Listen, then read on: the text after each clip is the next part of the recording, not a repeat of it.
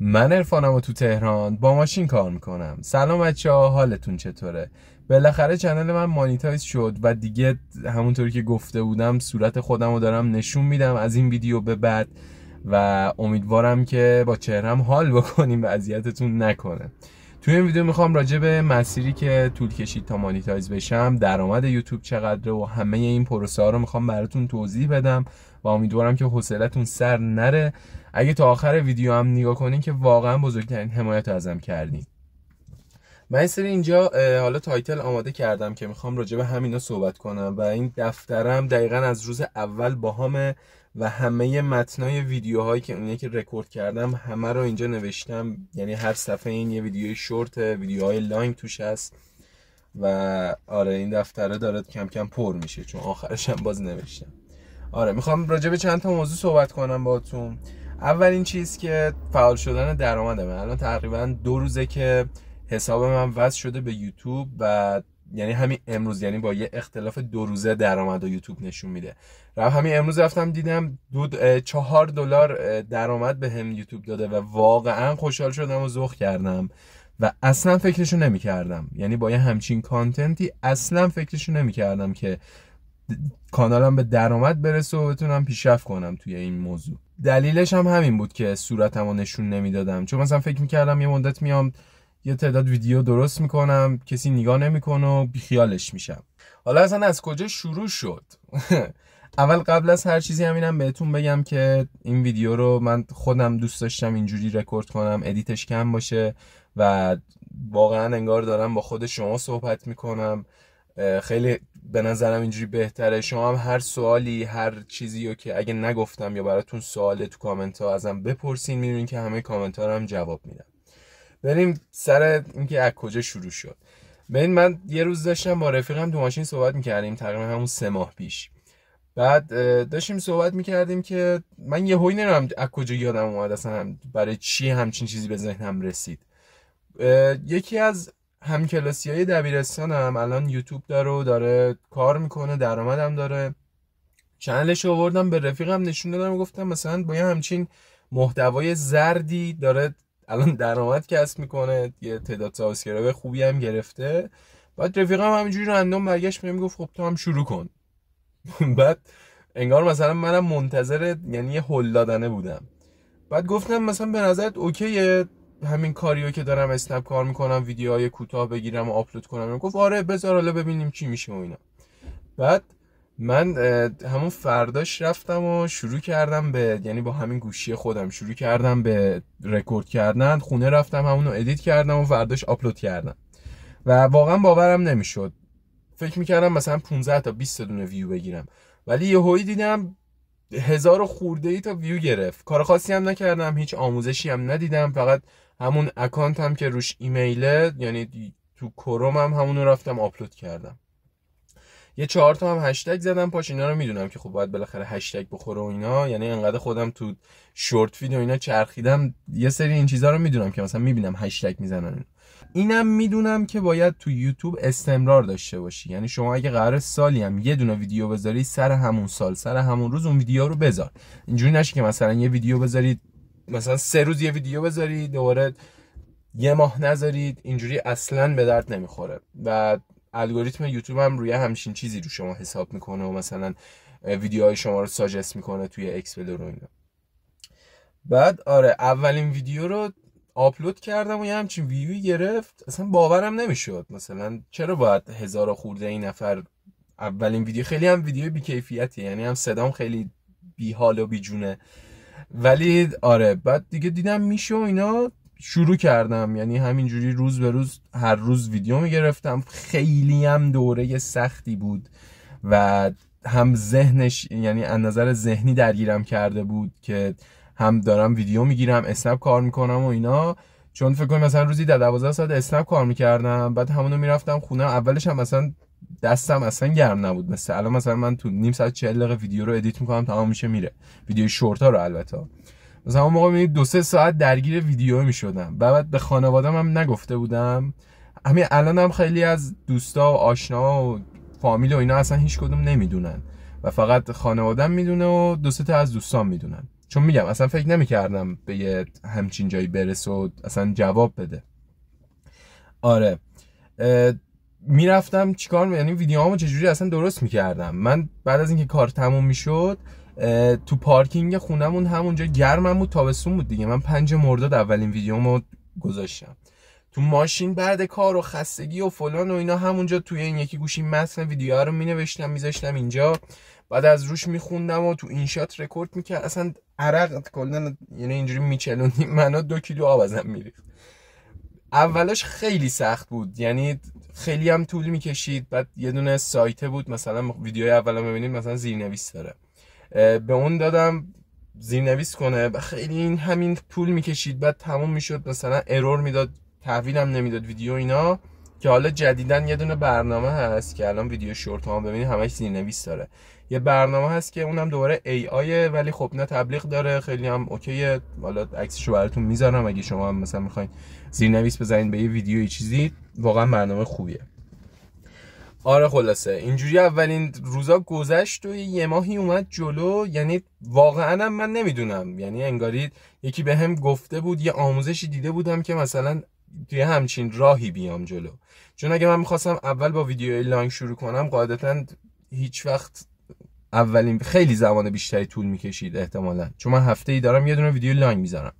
ولی این ویدیوی شورت ها واقعا کمک کرد که زود اون تعداد سابسکرایبرها رو بگیرم و بعدش اومدم ویدیوی لانگو گذاشتم که همون ویدیوی لانگ من فکر نمی کردم مثلا، چون من تو ذهنم اینجوری بودش که خب ویدیوی شورت ها مثلا همه دارن تو شورت ویدیو اینا میبینن و ویدیوی لانگ کلا قضیهش فرق میکنه. مثلا من ویدیو اولمو گذاشته بودم همون چالش 24 ساعت تو ماشین، مثلا توقعم این بود مثلا 200 تا 300 تا همون سابسکرایبری که مثلا همیشه کامنت میذارن و همیشه هستن و اینا، مثلا توقع داشتم اونا ببینن. ولی اونا هم گذاشتم دیدم بعد یه روز 2 روز 1000 خورده ویو گرفت و واقعا نمیدونم خوب اومدم جلو، الگوریتم رو رعایت کردم یا محتوام جذابه نمیدونم. چون الان این محتوای منو خب دخترا نمیبینن، همه پسرن و شاید خیلی هم مثلا دوست نداشته باشن یا من جذاب ویدیو درست نکنم الان. آره حالا اصلا چی شد ویدیو لانگ گذاشتم؟ من اصلا برنامه‌م این بودش که با ویدیوی شورت بیام جلو و اینم براتون میگم که شرایط درآمدی چجوریه. برنامه این بود با ویدیوی شورت بیام جلو و همون شرایطی که نیاز بود با اونا بگیرم، درآمدم از همون ویدیوی شورت باشه. ولی گذشت یه ماه گذشتم که خب نه، ویدیوهای شورت اصلا به اون لول نمیرسه، چون شما باید 10 میلیون ویدیوی شورت تو 90 روز داشته باشی که چنلت به درآمد برسه. بعد خب چند نفرم تو کامنت ها پیشنهاد میدن که مثلا ویدیوی لانگ بذاره. من فکر کنم آفتاب کمی بد شده، بزنین که برم عقب. بعد آره داشتم میگفتم، بعد دیدم که خب این تعداد ویدیوهای شورت هم اصلا نمیرسه و تو کامنت ها هم پیشنهادش شده بود که مثلا ویدیوی لانگ بذاره و میبینیم و فلان و اینا. و منم رفتم و اولین ویدیوها رو، بعد روز اولش اصلا نمی‌دونستم چه محتوایی باید درست کنم، چون من مثلا یعنی فقط ذهنیتم تو همون ویدیوی شورت بود که روزمو میام نشون میدم انقدر درآمدم فلان اینا.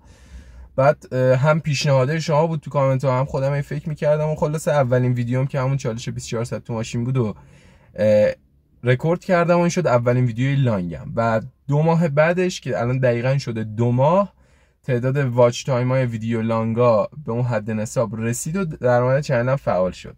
حالا اون شرایطی که باعث میشه چنل شما به درآمد برسه چیه؟ 2 حالته. یه دونه همون ویدیوهای شورته که شما باید توی 90 روز مجموع ویوهای شورتتون 10 میلیون بشه، که این 90 روز هم اگه تمام بشه اینجوری نیستش که مثلا دوباره از صفر شروع میشه، نه، اون روز یک ویواش میپره به روز 91 مثلا حساب میشه ویوها. یکی این حالته. یه حالت دیگه واچ تایمه، یعنی مقدار ساعت بازدید ویدیوهای لانگه که باید 4000 ساعت بشه. چنل منم واقعا اون دیجیکالا خیلی کمک کرد، یعنی تقریبا 1000 خورده ساعت مونده بود که ویدیو دیجیکالا واقعا ترکید و اصلا خیلی راحت به اون واچ تایم رسیدم. و بعد از اینکه این شرایط به دست اومد، شما یا اگه خودتون حساب یعنی خارجین حساب خارجی دارین یا کسی که خارج آشناه میتونه حسابشو بس کنه به یوتیوبتون، یعنی باید درخواستشو بدین اپلای کنین و یه حساب گوگل ادسنس درست کنین با حساب خارجی که دارین و بستش کنین به یوتیوب.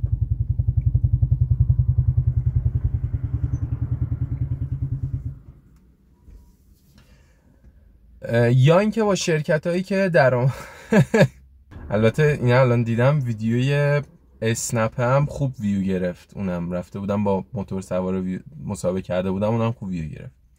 آره یه حالتش اینه که شما یه آشنایی داشته باشین تو خارج که حسابش رو وصل کنن، یا خودتون اگه خارجین حسابتون رو وصل کنین، یا اینکه با شرکتایی که درآمد رو نقد میکنن تو ایران هم هستن میتونین اقدام کنین، که من خودم با این شرکت‌ها اقدام کردم. البته من دوست آمریکا داشتم ولی چون فعلا هنوز یه سال نیست تو آمریکا، حسابش باید یه آیارس نمیدونم بحث مالیاتیشه، اونو نداشته شو، به خاطر همین من با این شرکت‌ها اقدام کردم. حالا شرکت به چه شکلش؟ خود شرکت 5% برای خودش برمیداره، یعنی مبلغایی که از اون، ببین الان توی، حالا عکسش هم براتون میذارم، توی یوتیوب استودیو یه مبلغی رو نشون میده که از این مبلغه کلی عدد کم میشه و اون خالصی دریافتی که به دست شما میرسه میمونه همون اون. 5% شرکت برمیداره از این مبلغ. برای من که توی کشور ترکیه، یعنی حساب من تو کشور ترکیه است و تو اونجا داره پول کانال من نقد میشه، 15% مالیات اون کشوره، تا الان شد 20%. حالا به علاوه کسایی که از آمریکا میبینن، یعنی ویورایی که با آی پی آمریکا میبینن، 30% هم فقط به همون، مثلا اگه از کانال من مثلا 20%ش ویورای آمریکاییه و اون درآمد از ویورای آمریکایی داره من میده، 30% هم روی اون ویورا مالیات میشه. البته خب اینم باید در نظر داشته باشیم که ویو آمریکا خب درآمدش خیلی بیشتر میشه و اینم اینجوریه که شما بالاخره با هر شرکتی، الان این شرکتی که حالا من باشون دارم کار میکنم به نظرم درصد خوبی رو دارن میگیرن، یعنی 5% برای خودشونه. یعنی شما توی اگه مثلا خودت تو آمریکا هم باشی بخوای درآمدتون نقد کنی، خب مالیات ترکیه 15%، آمریکا مثلا مالیاتی که برای نقد کردن پول میگیره بیشتره. حالا شما فکر کن دوباره خود هم مالیات ویورای آمریکا هم هست و خب این مبلغ بیشتر میشه همینجوری. حالا باز این چیزایی که من تجربی متوجه شدم و ممکنه یه قسمتایشو اگه اشتباهی دارم و شما میدونید حتما تو کامنت ها تصحیحش بکنید. آره خلاصه بعد من واقعا راضیم با این شرکتی که شروع کردم، یعنی من 1-2 روز چنلم به اون شرایط رسیده بود که درآمدش فعال شه، ولی 1-2 روز داشتم تحقیق میکردم و شرکت‌های مختلف و اینا، تایمیو که من یعنی قرارداد رو با اینا امضا کردم آنلاین و اینترنتی هم بود، همون روز اقدام کردن، یعنی به 1 ساعت نکشید از تایمی که من این قرارداد رو امضا کردم، به 1 ساعت نکشید درخواست رو دادن و دقیقاً 24 ساعت بعدش که میشه 2 روز پیش حساب وصل شد و الان داره درآمد تبلیغا رو تمام یعنی دریافت میکنه و واقعا تا اینجاش راضی ام. امیدوارم تو پرداختش هم همینجوری خوب باشن و این چیز تجربیه، باید بریم جلوتر ببینیم چی میشه. حالا درآمد یوتیوب اصلا چقدره؟ ببین یوتیوب به هر $1000 از مینیمم 2 تا 8 دلار درآمد میده که بسته به اون آی پی اون کشوره و حالا ما مثلا میگیریم که $4 داره به ما درآمد میده به هر $1000. حالا هر تعداد تبلیغی که از اون اولش که ویدیو شروع میشه تا اون انتها، هر تعداد که تبلیغ پلی میشه ضرب در اون تعداد میشه. مثلا اگه شما یه ویدیویی که 4 تا تبلیغ توش دارین میبینین، این $4 ضرب در یعنی $16 به هر 1000 تا بازدید میده و این واقعا اگه شما پیشرفت کنین توی یوتیوب و اینا، به نظرم واقعا عدد خوبی و درآمد خیلی خوبی داره. منم واقعا این پیشنهاد رو بهتون میدم، اگه هر کاری دارین میکنین، یه کار صنعتی دارین، حتی کارمندین، همین روزمرگیتون رو میتونین. من به رفیق خودم پیشنهاد دادم، کارش کارشناسی رنگ ماشینه، بهش میگم که مثلا روزت که شروع میشه موتورم داره، راه میافتی تو خیابون میری پای ماشین، بالاخره هر ماشین یه داستان خودشو داره، اینا رو شورت کن، ویدیو شورت درست کن و آپلود کن، عین خود من که یه تایمی بشه بگذره اون مقدار سابسکرایب رو بگیری، مخاطب رو جذب کنی، حالا برو تو زمینه‌های ماشین ویدیو تولید کن و واقعا چیزی که جواب میده، ولی حالا فعلا نکرده. این پیشنهاد من به شما هم میدم که تو هر زمینه‌ای دارین کار میکنین، ورزش میکنین، میتونین درست کنین، ولی باید استمرار داشته باشین و واقعا پول میده. بهتون قول میدم اگه استمرار داشته باشین و اینو ادامه بدین، حتی اگه ویو هم نگرفتین و اولش خوب نبود ادامهش بدین، 100% بهتون قول میدم که نتیجه میده و به درآمد میرسه.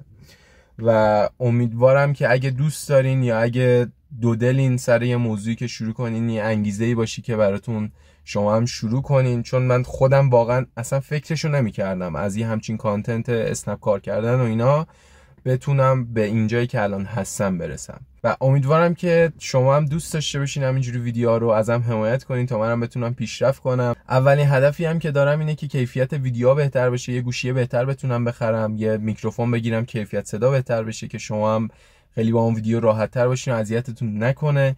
و واقعا دمتون گرم، یعنی اینجایی که تا اینجایی که من رسیدم همش به خاطر شما بوده که ویدیوهامو دیدین و ازم حمایت کردین. امیدوارم که الانم خیلی حرف نزده باشم، ولی خیلی حرف زدم. امیدوارم که سرتون درد نیومده باشه، حوصلتون سر نرفته باشه. هر سوالی یا هر چیزی رو اگه اشتباه گفتم یا براتون با سوال تو کامنت ها ازم بپرسین، جوابتون رو حتما میدم. دمتون گرم که تا اینجا و تا تهش اومدین. فعلا.